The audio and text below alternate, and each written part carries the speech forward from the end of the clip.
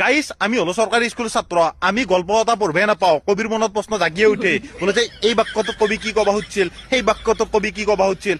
আরে কমসে কম গল্পটো পঢ়িতো শেষ করবা দি। তাৰ পিছত আকৌ কবিৰ কুৱেশ্যন কি চাবি, পূৰ্ণিমা মাকৰ লগত বজাৰলৈ কিয় গৈছিল আৰু কি বজাৰ কৰিব গৈছিল। আৰে পূৰ্ণিমা মাকৰ লগত ঘৰত সত্যনাৰায়ণ পূজাৰ বজাৰ কৰিব যায়, কিবা বেলেগ কৰিব যায়, আমাৰ কি মেটাৰ, আমাক কে জনাব।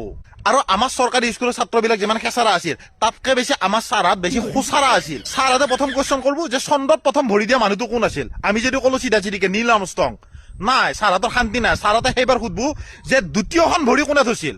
আৰে দ্বিতীয়খন ভৰি নীল আৰ্মষ্ট্ৰঙেই থৈছিল, সি থৰি না লেংৰা আছিল। আৰু শেষত নিউটনৰ উদাহৰণটো দিবই, বোলে নিউটনে যদি ইমান কম বয়সত ইমান ডাঙৰ সূত্ৰ ওলাব পাৰছি, তহঁতে কিয় ওলাব পৰা নাই।